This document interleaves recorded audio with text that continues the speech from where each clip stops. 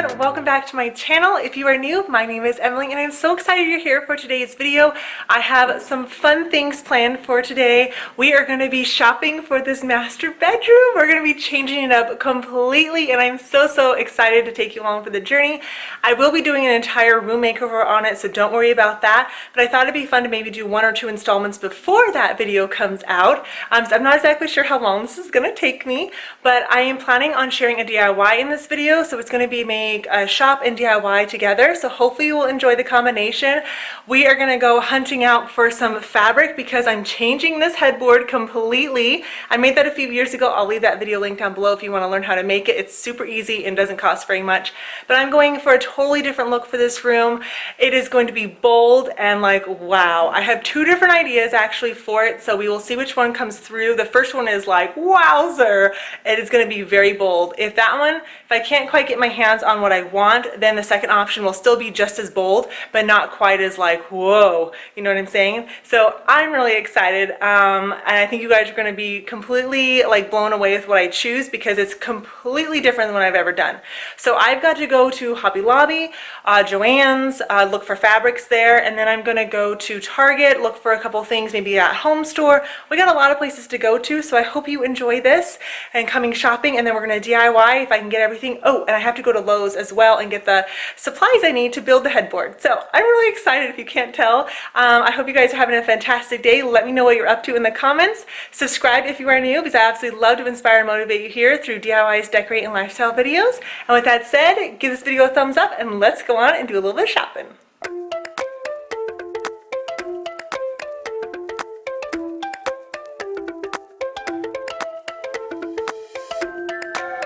Finding the right shade of fabric was a lot harder than I thought it was going to be. I thought I was going to find that perfect shade of like champagne, creamy white color, and then I was like, well, maybe I should do gray.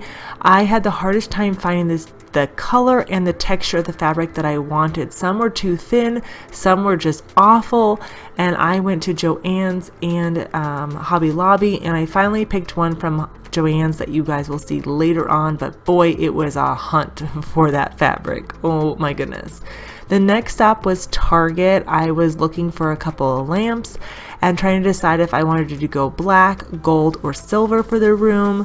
Oh, the decisions, it's so hard sometimes to narrow down the ideas because I like a lot of different styles.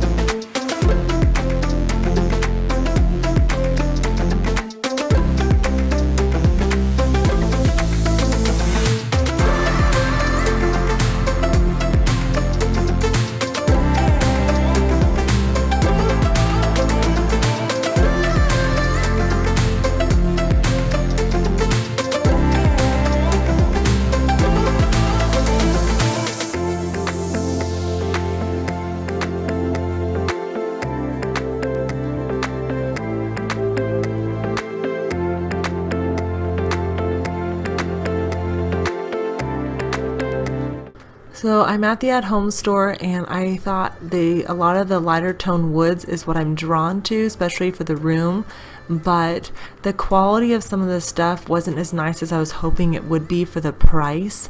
I really wanted a nice solid piece of furniture and some of these were just a little bit more flimsy. So I think the hunt is still on for something good for the nightstands.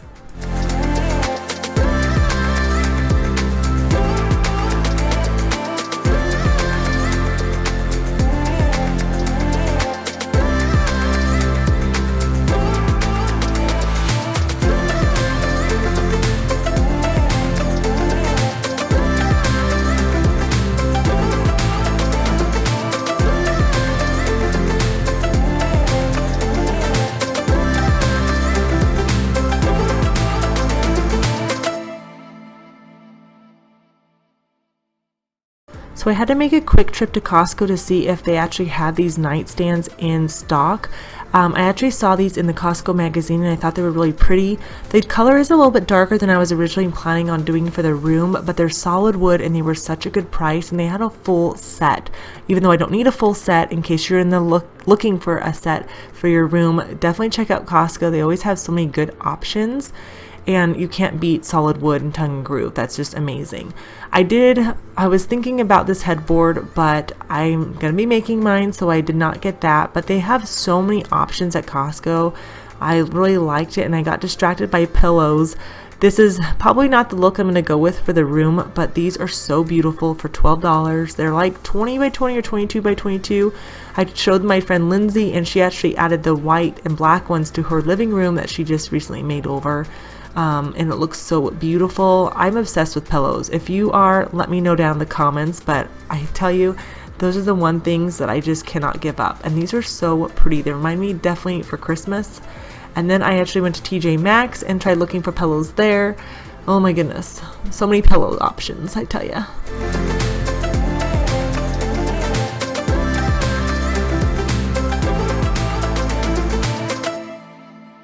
So I've been browsing Pinterest and Instagram for ideas, and everything I have saved looks like this bed, and I thought I could totally create that. So the supplies you're going to want are the L brackets. You're going to need 4 of those, and then 2 I brackets and screws and some washers. And then you're going to need a piece of plywood or MDF board. This is 81 inches wide and it's 42 inches tall. And I picked that up at the local store at Joann's. I picked up this batting, and it's fairly dense, so I got I think 6 yards of that. And then I have the quilting batting spray. You're going to need a staple gun, staples, and then the fabric of choice. I got this one from Joann's. And the first thing I did was lay out my fabric, and I did it in a double ply. That way it could get like a thicker coating to the headboard. And I'm just taking my batting spray and spraying that all over. It's an adhesive. You could use whatever you want, really. It's just what I had on hand from the last headboard that I made. And then you're going to make sure that when you cut your batting, you give at least 3 to 4 inches on each side, because you're going to fold that over and you want enough to work with.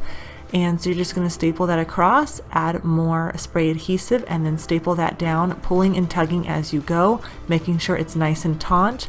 The corners, you can cut off the extra and then just tuck it in on the sides. And then I just worked myself all the way around.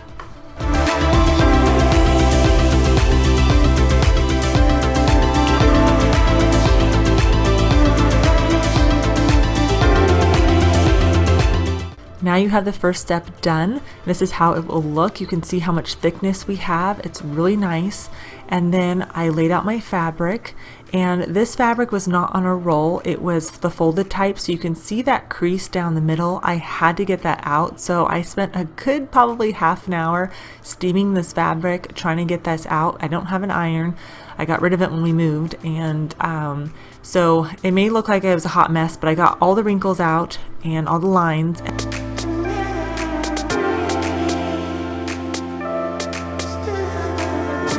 And I gave myself about 5 inches on each side to fold over, and we're just going to repeat the same process we did for the batting. So I'm going to spray adhesive on, pull and tuck it, and then staple it down, and make sure that you have that nice and taut, so you don't want any sag underneath it. Normally I would do this on a work surface, but since this fabric is really white, I don't want it to get stained.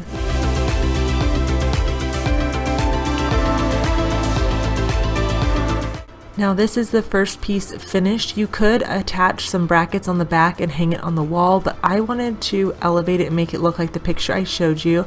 So I decided to use 2x6s for the side rails. If I were to do this over again, I might use 2x8s because just the extra thickness I think is really nice. And here I am tracing the first one. I made a nice curve in it because that's what the design looked like in the picture. And I'm clamping that down, and then I'm using my jigsaw here, and I'm just cutting an angle. But I will say, after attempting to put the fabric on the first time, I ended up just going with a straight edge because trying to get this with the fabric without sewing was extremely difficult. So I sanded it down, but in the end I just went for a straight square cut on it. Now you can see that my batting is not quite long enough, so I ended up attaching it in 2 strips. Make sure you give yourself just a little extra, and again I'm repeating the same process I did for the actual headboard piece. I'm putting the spray adhesive on, then I'm pulling it nice and taut, tucking it, and then stapling it. And I'm stapling it on the 2-inch side, and that side will be on the back side, so no worries on the way it looks, it'll be hidden.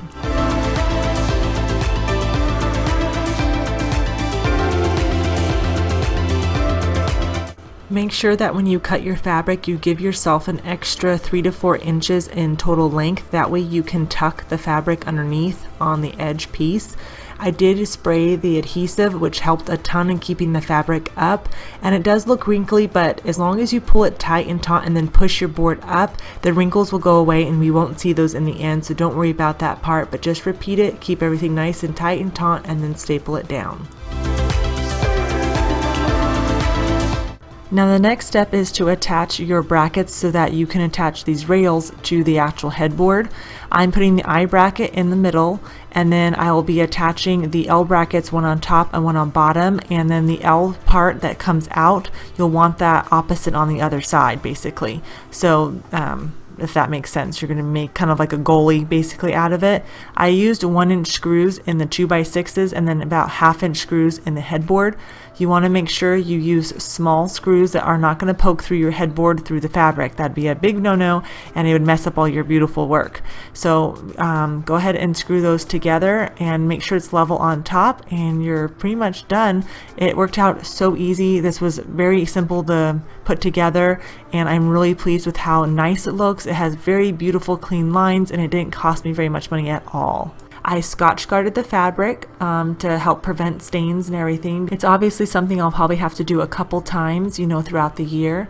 But the top, I just went ahead and pleated that on the top, and it looks a little bit messy at front, but you can't see it when you're far away, and that's just fine for me. Optimally, you would want to sew your cases and then pull them on, but I was too lazy to do that. I just used my staple gun. If you have any guesses for the style of room that I'm going to do, leave them down in the comments so I can see what you guys are thinking. If I'm going to do traditional, modern, or maybe contemporary, let me know. And if you remember, I had the curved rails at the top, and I did end up straightening them out because, like I said earlier, the fabric just wasn't laying properly and I didn't like that. So I think it looks really good just like this. And then because I had to cut it off, the headboard actually will be sitting about 4 inches lower than I originally wanted to, so my mattress will come up about 6 to 8 inches versus the 3 it was, but that's okay. I really like the way this headboard turned out. I hope that you'll be able to make it yourself. If you'd like to do this, use whatever fabric you want. Be sure to give this video a thumbs up if you found it helpful. Subscribe and have that notification bell on, because the next video that you'll see this in will be the room makeover, and I can't wait to share that with you guys. So with that said, I hope you have an amazing day. I'll see you soon.